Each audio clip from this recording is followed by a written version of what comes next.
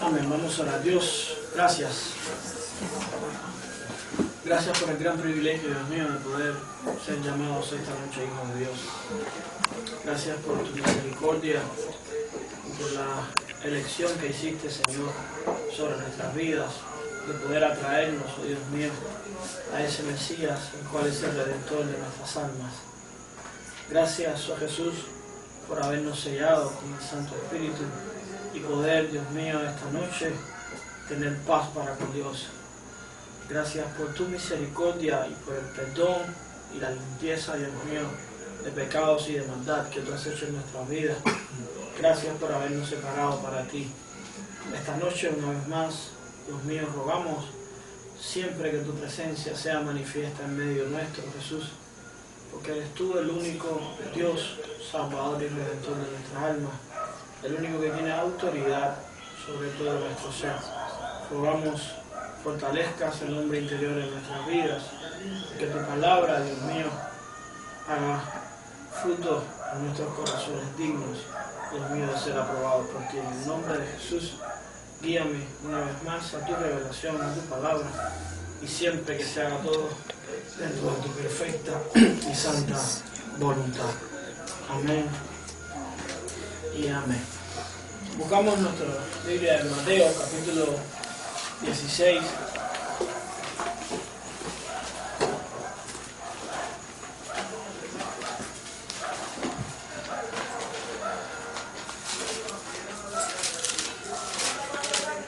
Mateo 16.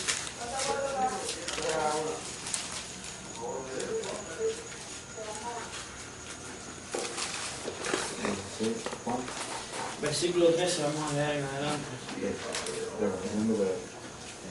Amén. ¿Están allá? Amén. Gloria a Dios. Dice la palabra de Dios. Viniendo Jesús a la región de Cesarea de Filipo, preguntó a sus discípulos diciendo: ¿quién dice los hombres que es el Hijo del Hombre? Ellos dijeron: unos Juan el Bautista, otros Elías, y otros Jeremías o alguno de los profetas. Él les dijo: ¿y vosotros quién decís que soy yo? Respondiendo Simón Pedro dijo: tú eres el Cristo, el Hijo del Dios viviente. Entonces le respondió Jesús: bienaventurado eres, Simón, hijo de Jonás, porque no te lo reveló carne ni sangre, sino mi Padre que está en los cielos. Y yo también te digo que tú eres Pedro, y sobre esta roca edificaré mi iglesia, y las puertas del Hades no prevalecerán contra ella. Y a ti te daré las llaves del reino de los cielos, y todo lo que atares en la tierra será atado en los cielos, y todo lo que desatares en la tierra será desatado en los cielos. Entonces mandó a sus discípulos que a nadie dijesen que él era Jesús el Cristo. Gloria a Dios. Amén. Pueden sentarse.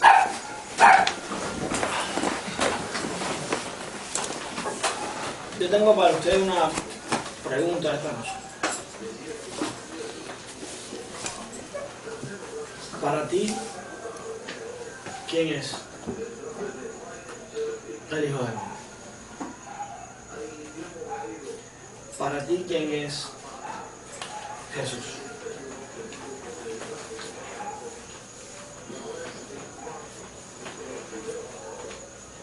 Generalmente, todo el mundo dice mi Rey, mi Dios, mi Salvador. Pero en tu corazón deberías preguntarte, para ti, ¿quién es Jesús? ¿Por qué? Dependiendo de cómo tú identifiques a Jesús, asumirás una identidad. Para muchos, Jesús solamente es su sanador. Y ellos asumen la identidad de personas sanadas. Para otros, Jesús es su proveedor. Y solo ellos asumen la identidad de ser alguien proveído por Dios. Para otros, Jesús es su ayudador, su consolador, y para muchos su bombero. Cada vez que tienen un problema, Jesús ayuda.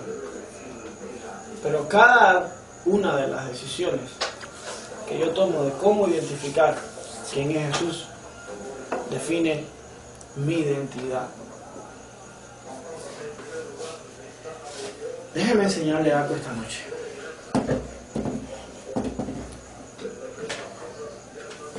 Hoy Luis decía las pruebas que se presentan en la vida del cristiano, todas estas cosas que son ciertas, que generalmente uno tiene que vencer.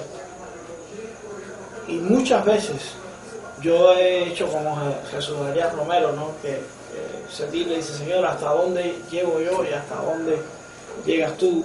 ¿De qué depende verdaderamente que todo sea como tú esperas, que todo sea como tú quieres?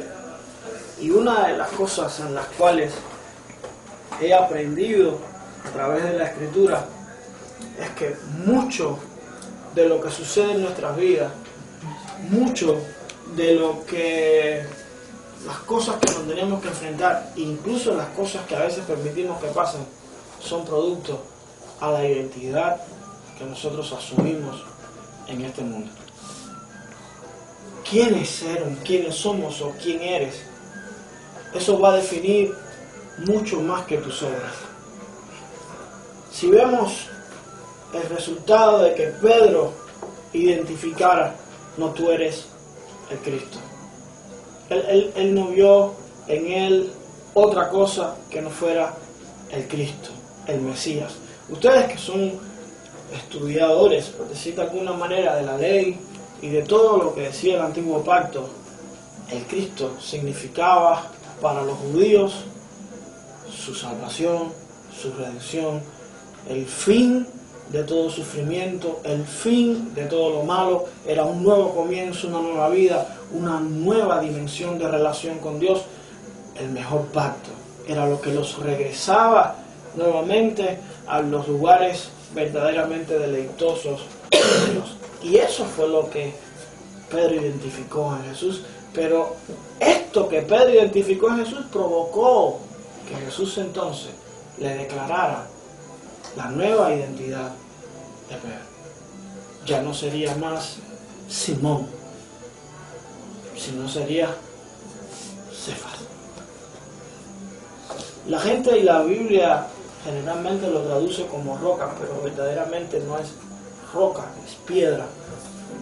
Y ustedes que conocen más que yo el hebreo sabrán que ahí no sé por qué quisieron cambiarlo, pero realmente lo que le dice es piedra. Eso lo asumió Pedro con tanta realidad en su vida que vemos después un momento en que cuando él es cuestionado y le dice, Jesús, los fariseos están yendo, no te están entendiendo, y él le dijo, ¿y tú también quieres irte? Y le dijo, no, ¿a dónde iré si solo tú tienes palabra de vida? Yo no sé si usted entiende que lo que Pedro aprendió y la manera en la que Dios vio, se le mostró a Pedro que era Jesús, definió la relación, no solo la identidad, sino la relación que iba a tener Pedro con Jesús. Segundo punto a tomar en cuenta: cuando yo, dependiendo de lo que yo defina que es Jesús, depende la relación que tengo con él. Fíjese, primer punto le dije, dependiendo de cómo yo vea a Jesús, depende mi identidad, quién soy. Y lo segundo, dependiendo de cómo yo vea a Jesús, depende mi relación con él. ¿Me están entendiendo hasta ahí? ¿Por qué el problema de identidad? La mayoría de las personas muchas veces quieren ser algo, pero verdaderamente no lo son. Y muchos viven en lo que quieren y no en lo que son. Y yo no sé si se recuerdan, la primera vez que estuve con ustedes aquí, les hablé sobre la sanidad interior. Les decía que era el principio para poder seguir enseñándoles otras cosas. Porque si yo no acepto quién soy, veo lo que soy, veo incluso mis limitaciones, nunca voy a poder matar a quien soy para lograr ser quien quiero ser. ¿Me está entendiendo? Pero yo voy a querer ser, valga la redundancia, dependiendo de quién sea Jesús para mí. ¿Cuán importante es Jesús para ti? No la iglesia, no los hombres, no los templos, no los títulos, no los méritos, no los premios, no los aplausos, no incluso el triunfo ministerial, no. ¿Cuán importante es Jesús para ti? Cuando yo asumo, ¿saben qué es? De que nada, identidad, el concepto como tal, dice que es un conjunto de rasgos, fíjese, conjuntos de rasgos propios de un individuo, lo cual determina o califica su persona. Es decir, no es algo, es un conjunto de rasgos. Y muchas veces nosotros asumimos quiénes somos por lo que hacemos. Es decir, la mayoría cree que, por ejemplo, usted cocina. ¿Cuántos cocinan aquí? Amén. Pero usted no cocina. Sí, si yo definiera que a quien es cocinero porque cocina, me equivocaría. ¿Verdad? Otros, a lo mejor en un momento de su vida, arreglan una puerta. Pero eso no los hace carpinteros.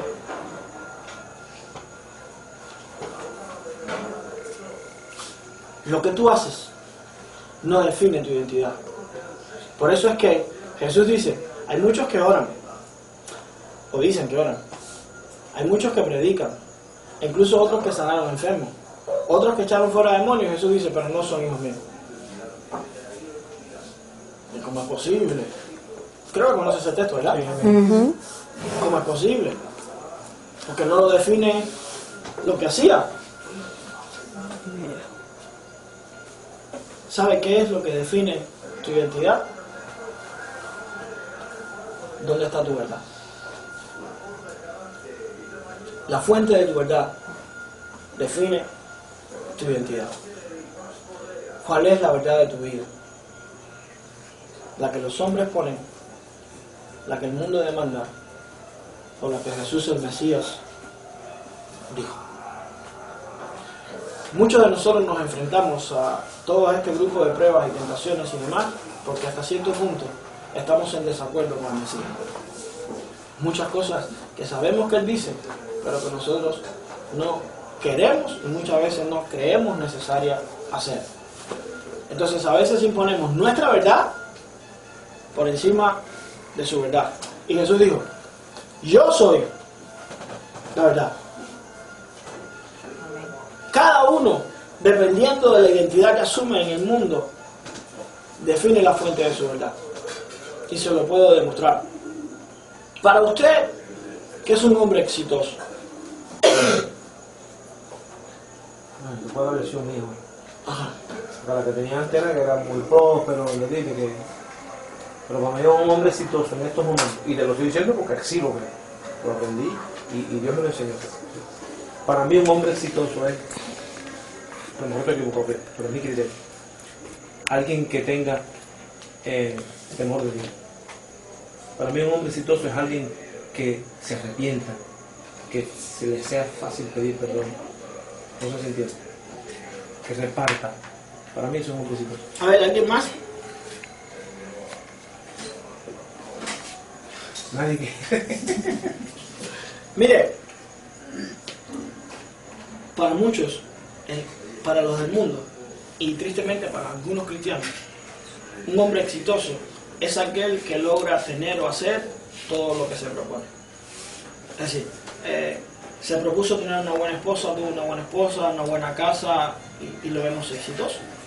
Y hay muchos veces los cristianos decimos, no, para mí no es eso, no es el exitoso. Si nos vemos en nuestro corazón estamos deseando eso, o incluso tristemente a veces envidiando eso. O frustrado por eso. Usted dirá, bueno, yo no siento envidia por eso. simplemente en el momento en que usted no se alegra por el bienestar de alguien, ya está sintiendo envidia. Ese es el concepto de envidia. Fíjense, la gente cree que el concepto de envidia es algo más malévolo. No, el concepto de envidia es simplemente no alegrarme del bienestar ajeno. Es decir, por eso a veces le decía que muchas veces es engañoso, él es engañoso del corazón más que todas las cosas, porque a veces tú dices, yo no siento envidia por aquel que tiene, pero tú verás que al final le va a pasar porque te da consecuencias.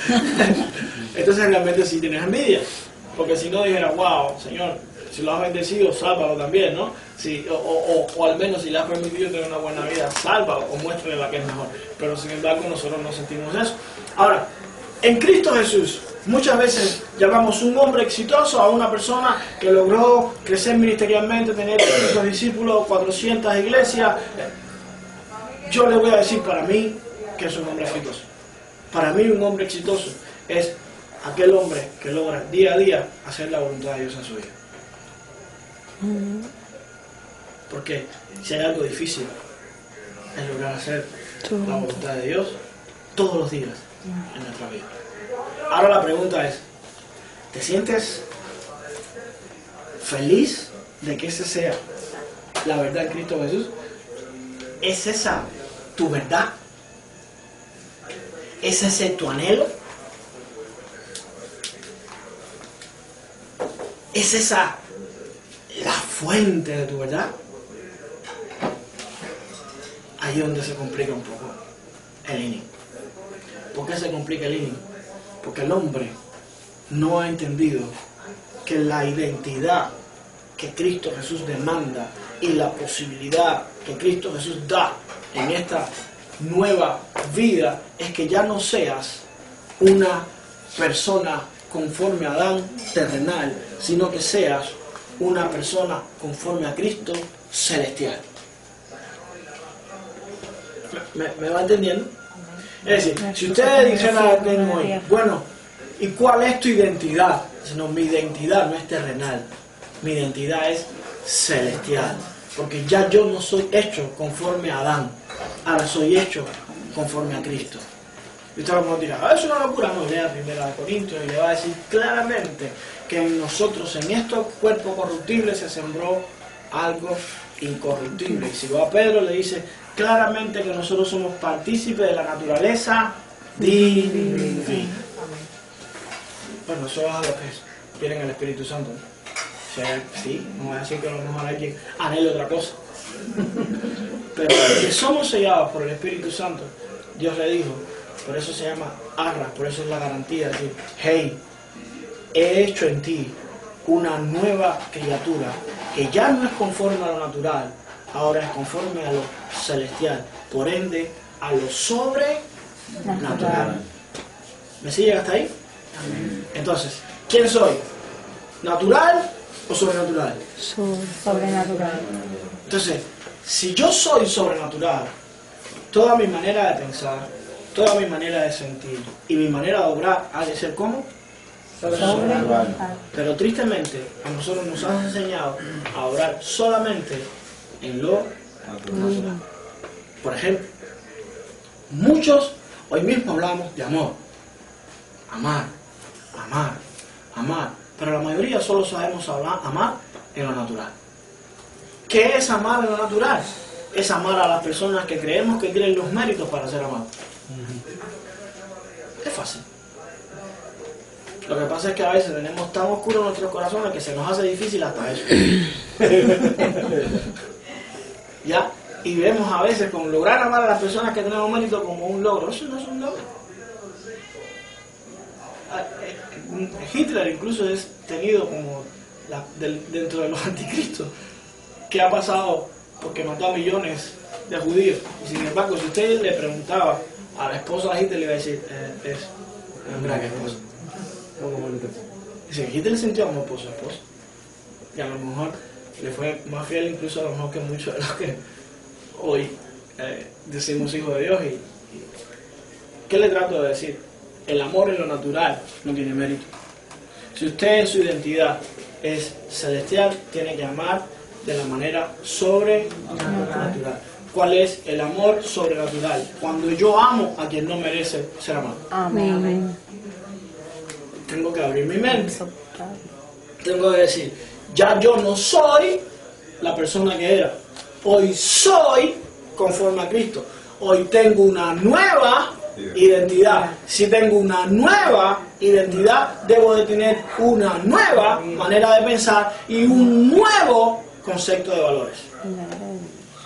Déjame decirle que esto es algo que a veces no se trata, no se mide, y el cristiano necesita, fíjense lo que voy a decir, necesita renovar todos sus valores y principios por los cuales ha vivido. Necesita barrer los viejos por incorporar los nuevos que son en Cristo Jesús. ¿Por qué? Mire, la persona, cada uno de nosotros necesita un fundamento sobre el cual moverse. Por eso es que hasta el día de hoy hemos creado un grupo de valores que son el fundamento de nuestra vida. Esos grupos de valores son los que definen lo que yo hago y lo que no hago. Lo que soy capaz de hacer y lo que no soy capaz de hacer. Hay muchas personas que, incluso les voy a decir, la base de la conciencia, por eso la conciencia humana en Cristo tiene que ser también cambiada. Porque la conciencia del hombre es respaldada por este grupo de valores que incorporó en su vida. ¿Qué quiere decir esto? Por ejemplo, van a haber personas que le va a ser muy fácil ejercer violencia sobre otros. ¿Por qué? Porque en su grupo de valores le enseñaron desde bien pequeño, hey, el que te dé, le das. Entonces para él, defenderse y ejercer violencia sobre alguien, es bueno. ¿Pero es bueno en Cristo Jesús? Para otros, le va a ser muy fácil robar. Tomar lo que no es suyo. Porque se lo enseñaron desde pequeño. Eso no es malo. Tú eres más listo que él. Y él no lo tiene incorporado como que sea algo malo, lo tiene incorporado como una virtud. Fui más listo que tú, logré quitarte o robarte algo. Pero vas a ver otras personas que tienen el grupo de valores totalmente cambiado. Entonces, para ellos robar algo es como enfermarse, como morirse. Y no son cristianos. Pero tienen este grupo de valores incorporados y dicen, no, yo no lo hago. ¿Qué estoy tratando de demostrarle? Que la base de la conciencia natural puede ser corrompible. Por eso no es una razón a seguir o a vivir conforme a mi conciencia. La conciencia no frena los actos. No sé si han escuchado la canción famosa esa de Gilberto Santa Rosa. La conciencia me dice que no la debo querer, ¿ya? ¿Y qué dice la parte? Que se la sabe, ¿no? Y el corazón me dice que la quiero. Entonces hay una disparidad entre la conciencia y el corazón. No. Es que realmente la conciencia te dice lo que tu valor tiene escrito, pero no es capaz de refrenar tus manos ni tus obras. Por eso es que en Colosenses enseñan bien claro que hay muchas cosas que tienen apariencia de sabiduría, pero ninguna eficacia contra los apetitos de la carne. Por eso es que generalmente cuando nos enseñan a movernos en lo natural, no logramos obedecer a Cristo Jesús. ¿Cuál es el otro problema? En Colosenses 2, a partir de lo pueden leer. ¿Cuál es el otro problema? La persona que no tiene valores, la persona que sus valores son corrompibles, es como andar sin brújula. No tiene regla, no tiene norte, por tanto hace cualquier cosa. Entonces yo necesito, cuando identifico quién es Jesús, oh, Jesús es el Mesías, mi Dios, no mi servidor.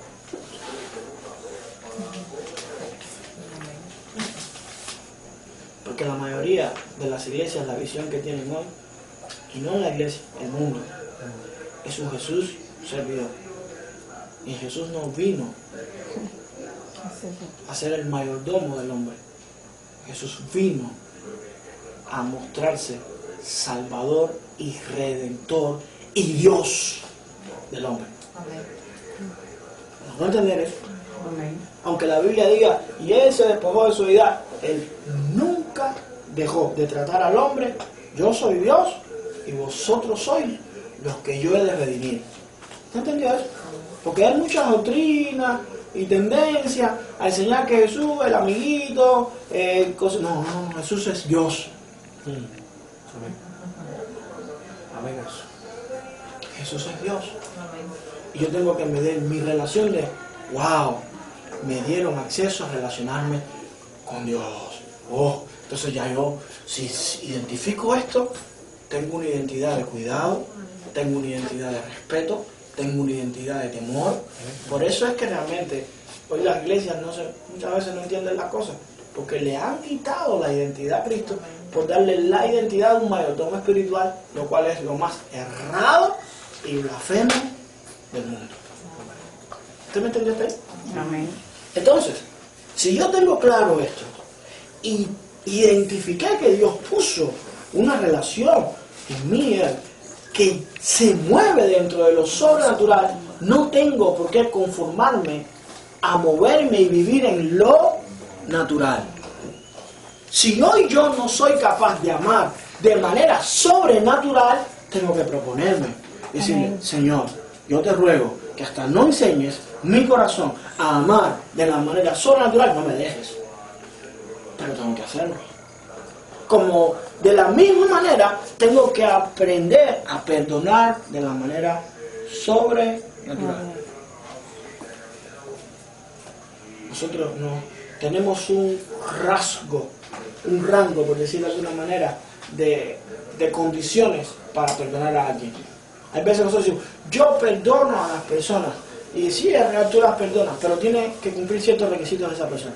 A veces esa persona tiene que venir y tú verla humillada, o tiene que pasarle algo malo, o tiene que decirte, mira, una frase, algo que satisfaga el rango que tú tienes puesto para que esa persona entonces tú creas que merece tu perdón. No, ese es el perdón natural. Lamento decirle, no hay mérito en eso. El perdón sobrenatural es cuando tú perdonas a quien no merece ser perdonado. ¿Por qué lo perdono? Porque yo creo que se lo mencioné la vez que estuve aquí. La persona ofendida es la que queda presa de la ofensa, no el que ofendió. ¿Tú sabes? Ahora alguien viene y lo ofende a usted. A lo mejor él lo ofendió y como a lo mejor no dio ni el Espíritu Santo ni nada que lo redacuya, siguió viviendo su vida. I am happy. Feliz. Pero sin embargo, usted que está ofendido quedó preso, cautivo de todo lo que provoca en su corazón esa ofensa. Por eso el término en griego, creo que se lo dije, es escandalón. Y yo le expliqué, no le expliqué que era un escandalón. Bueno, aquí casi todo el mundo del campo, vamos a verlo. Sí. Usted sabe que a veces para cazar un animal, pollito, los ladrones allí, ponen un palo, lo joroban, ¿verdad? Y lo ponen en un lazo. Y cuando la gallina viene, ¡fush! ¿Verdad? Eso es escandalón. Eso es la palabra que Jesús usó para mostrar lo que era una ofensa. Es decir, cuando alguien te ofende, tú quedas cautivo, preso, es una trampa. Que entonces, si yo no perdono, toda esa ofensa comienza a contaminar mi alma. ¿Me lo que entender? Por eso es que si yo soy un ser que quiere moverse en lo sobrenatural, he de aprender a perdonar en lo sobrenatural. ¿Por qué? Porque necesito ser libre en mi corazón. No puedo ser cautivo de malos pensamientos, de emociones negativas, porque eso enferma mi alma. ¿Entendieron hasta ahí? Pero hay una tercera cosa. Tengo que aprender a servir en lo sobrenatural. ¿Qué es servir en lo sobrenatural? La mayoría de los hombres que sirven en lo natural tienen estas características. Número 1, condicionan su servicio. No, para yo servir debe hacer esto, o debe cumplir este requisito, o debe permitirme hacer esto, o debe dar, o debo hacer aquello, o debe apoyarme en esto, o debe darme los recursos, o no sé qué. Segundo, la mayoría de los hombres que sirven en lo natural son las personas que se ofenden fácilmente. No, porque no me tomaron en cuenta, no, porque no me recibieron, no, porque no me saludaron, no, porque no me vieron al espacio, no, porque incluso yo dije algo y vi que me miraron de manera no sé qué, no, porque yo quise hacer y no me lo permitieron.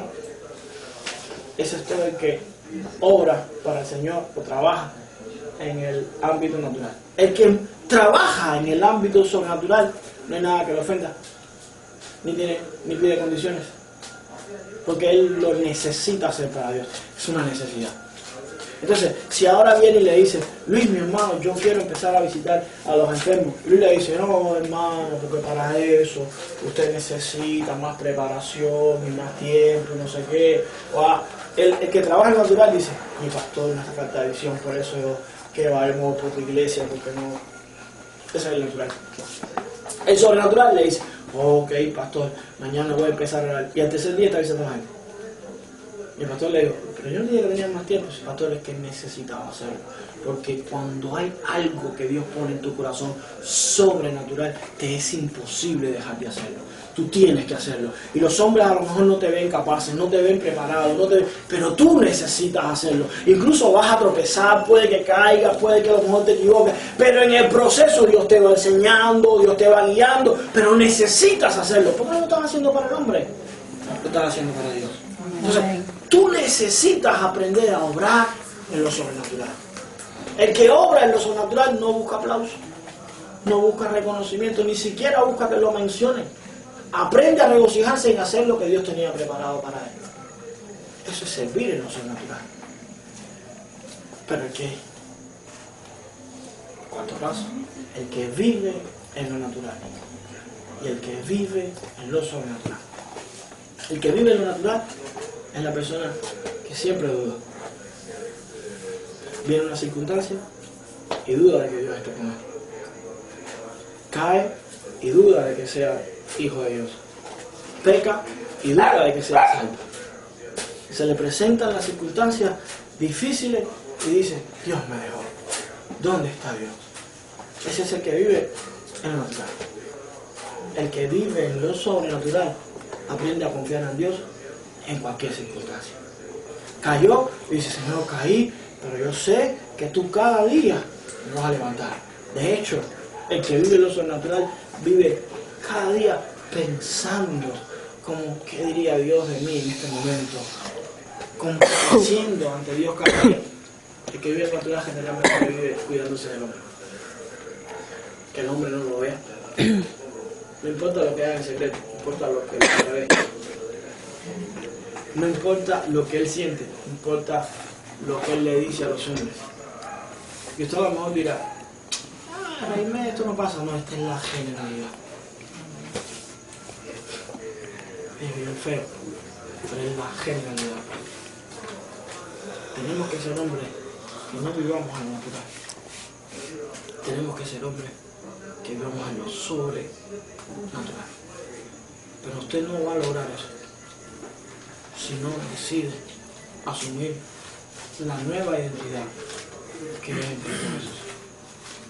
Si usted no decide verdaderamente rendir 100% su vida a Cristo Jesús. Hoy hablaba con mi esposa acerca de una hermana que estaba teniendo dificultades y casi estaba medio separada de Dios. Y yo le decía, era muy fácil de saber que iba a terminar separada de Dios. Y ella me dijo, ¿cómo? Yo, sí, cada vez que hay una persona que no rinde su vida y somete su vida 100% a Dios, sino que siempre hay un pero. Si yo voy a seguir a Cristo, pero, es decir, hay un área que no quiere que Dios trabaje, que no la somete, termina separándose. Porque Dios no vino a salvar parte del hombre, Dios vino a salvar al hombre. Y si yo no entiendo eso, si hay algo que yo no entiendo y no quiero que Dios lo cambie, o lo quiero para mí porque lo disfruto, porque me gusta más, o escojo más que Dios, déjenme decirle que yo estoy entorpeciendo, resistiendo la obra del Espíritu Santo. Y como te dirá, bueno, ¿se puede hacer? Sí. La Biblia dice que hay 3 cosas que se pueden hacer con el Espíritu Santo. 1 es contristarlo. 2 es resistirlo. Y 3 es apagarlo. Cuando usted lo resiste, el Espíritu Santo le está mostrando algo y usted y sigue y no, pero mira, no, pero es que, pero no, pero hay un momento en que lo puede apagar. Cuando lo apaga, ¿usted sabe qué significa apagar el Espíritu Santo? Le voy a decir, ande en la condición que ande, siempre que el Espíritu Santo esté iluminando su vida, usted ve los peligros, ve las decisiones correctas y las incorrectas, tiene un análisis de sí mismo, usted logra ver, ¿verdad? Pero cuando el Espíritu Santo, usted decide apagarlo, lo va resistiendo, hasta el momento que decide apagarlo, su vida se convierte en esto.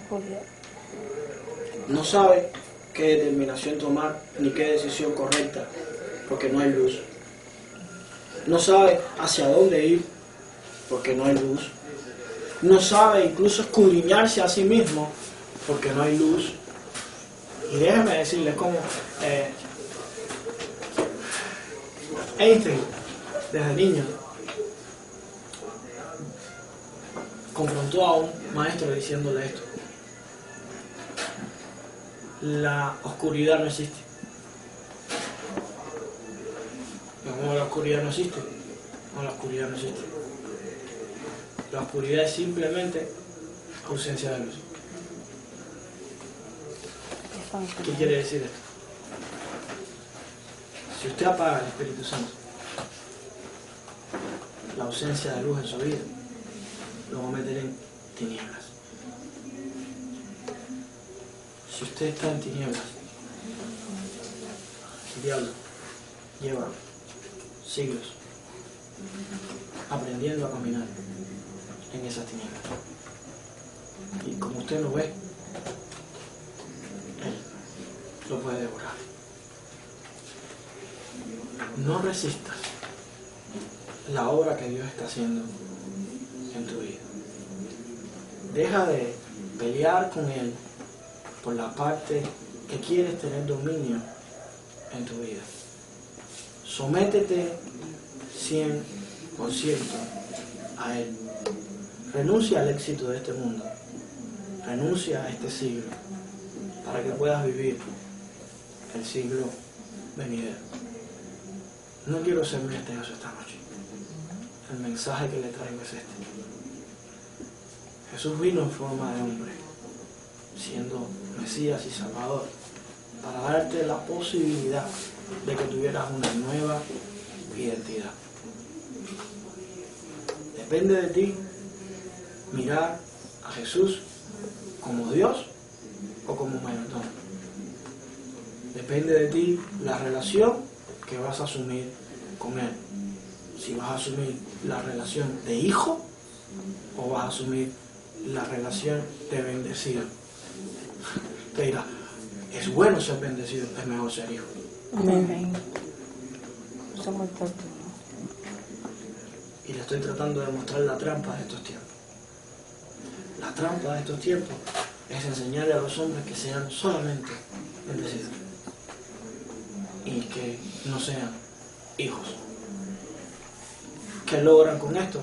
Que usted persiga las bendiciones y renuncie a la transformación. ¿Entienden? Amén. No le caiga más atrás a la bendición. Una vez que usted es hijo, esas bendiciones vienen de usted. ¿Está entendiendo, por favor? Amén. Amén. Yo sé que a veces yo hablo un poco fuerte, pero estoy tratando de mostrarles las trampas de estos tiempos. Todo el mundo está buscando una bendición, pero no una transformación. Y lo que es bendición es ser transformado. ¿Usted me está entendiendo? Estamos buscando un amén y un No arrepentimiento. dejen que lo guíen tras obtener cosas, ni siquiera méritos. Yo hace poco enseñé sobre Marta y María. Y decía claramente cómo Marta se afanó porque Jesús tuviera todas las comodidades. Y la otra no. Y María se sentó a escuchar lo que podía hacer Jesús en su vida. Cuando Marta trajo la queja, Jesús le dijo, pero es que María escogió la mejor parte. Hay muchos que escogemos tener méritos ante Jesús y dejamos la mejor parte, que Jesús transforma nuestras vidas a través de sus méritos. ¿Usted me entendió esta noche? Amén. Es un momento de decidir quién soy en Cristo Jesús, porque entiendo quién es Jesús para mí. Cuando usted entienda eso, le va a ser fácil decidir por Jesús por encima de su mamá, por encima de su hijo, por encima de cualquiera, porque entiende quién es Jesús. De la manera que ustedes están hablando hoy, de las pruebas y todas estas cosas, es real que todo esto, que son tiempos difíciles, la Biblia lo declara. Pero déjenme decirle esto. Hay muchos que tristemente hoy están amando más a sus familias que a Cristo Jesús. Amén. Y Jesús a mí me dio un pescozón un día. Yo empecé un poco que a amar a mi hijo y mi hijo. Y Jesús me dijo, yo te lo digo. Pero también te lo puedo quitar. Amén. Entonces yo, no. Prefiero tenerte a ti y que tú te encargues de mí. Que creer yo que tengo la capacidad de encargarme de mí. Entiendan esto hoy. Quien sana, quien salva, quien cura, quien redime, quien provee, es Jesús. No hay nada que usted pueda hacer por cuidar a su familia.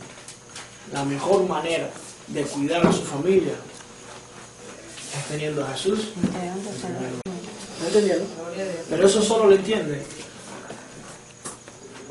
las personas que viven lo sobrenatural. Yo conozco mujeres que me dicen, es que es muy difícil amar a mi esposo por encima de mí. Yo, que es más difícil te va a hacer entonces amar a Cristo por encima de tu hijo y tu esposo. ¿Cierto? La Biblia demanda un orden. El esposo está primero que el hijo. Hay madres que les cuesta, que se sienten. Y entonces, ¿cómo vas a amar a Cristo por encima de tu hijo y tu esposo? ¿Qué prefieres? ¿Lo natural o lo celestial? ¿Qué prefieres? Celestial. Hay un solo camino. Hacer morir o lo terrenal. No hay otro. ¿Usted me entendió esta noche? Amén. Dios mediante. Quiero irlo llevando. Dios me permita poco a poco. En este día tengo que pensar y examinarme quién soy. ¿Cómo voy a saber quién soy? ¿De dónde viene mi verdad? Si mi verdad viene de mis principios, si se hace mi verdad, mi manera de pensar, mi conciencia, mis valores, entonces es porque todavía estoy viviendo la vieja identidad.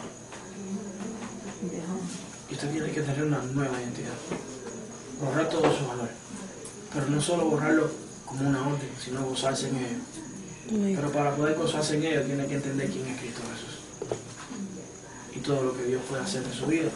Y todo lo que Dios tiene preparado para su vida. Le decía hace poco a alguien, generalmente nosotros oramos, decimos, Señor, cuando queremos lograr hacer algo, Dios mío, corrígeme, haz lo que tenga que hacer conmigo, si hazme un pescozón, dámelo. Sí, ¿verdad? Decimos eso hasta que viene el pescozón. Cuando viene el pescozón, Señor, ¿dónde tú estás que me dejas? Yo le decía, hay una mejor manera de orar. Y decirle al Señor, Señor, haz como David, muéstrame el gozo de tu salvación. Muéstrame la dimensión de amor que tú puedes dar. Muéstrame la bendición de paz que puedo vivir. ¿Por qué? Porque yo siempre le digo a las personas, nadie dejó de tomar chocolate hasta que no probó la vainilla. Si usted no prueba lo bueno del Espíritu Santo, lo bueno de la vida sobrenatural, no va a renunciar a la natural. Y muchos pedimos fuerzas, pero es como pedir fuerza para hacer algo que no quiere. Y yo le decía a alguien, ¿sabe qué es lo único que el hombre no puede lograr? ¿Saben ustedes qué es lo único que el hombre no puede lograr? Lo que no quiere lograr. Si no lo quieres, no lo vas a lograr. Pero para anhelarlo, hay que saber qué es. Hay muchos que quieren ser cristianos sin saber qué es el cristiano. Por eso yo creo que Luis ya lo aprendió también. Eso de reducir el ser cristiano y el evangelio a una oración de fe es un error. Porque si alguien, ¿cómo va a querer ser alguien? Ser lo que no sabe qué es. No, ya yo me convertí. El día que yo me convertí, no te convertí. Un día que un muchacho hizo una oración de fe y ese día te convertiste. Sí, ese día me convertí. No, ese día no te convertiste. Ese día alguien te hizo repetir un poco de palabra ahí para que tú empezaras a tener relación con Dios. Pero créeme que el día que tú te conviertes es el día que tú le dices, hoy yo entiendo quién eres. Y dejas de ser, es decir, mire, les voy a decir las dos dimensiones, y con esto voy a terminar ya. Hay dos dimensiones en la vida del cristiano. La que oye y la que conoce, o la que ve. Job era un varón perfecto en lo que oía, pero no en lo que veía. Y después que Dios le mostró quién era Dios, porque él había oído quién era Dios. Por eso él llegaba y decirle, júzgame, ¿en qué me he equivocado? Porque había oído quién era Dios. Pero en la segunda dimensión, cuando Dios le mostró quién era Dios, de oído, te había oído, más ahora mis ojos te ven. Entonces, no es lo mismo oír que ver. No es lo mismo oír que ver, mi hermano. Es lo mismo. ¿En serio? No es lo mismo oír que ver. Al menos lo mismo oír Por que eso es ver. que muchos nos hablan de Cristo y lo oímos, pero no vemos a Cristo en nuestra vida. Y para poder verlo, hay que tener una nueva Identidad. Dios lo continúe. Amén. Bendiciones.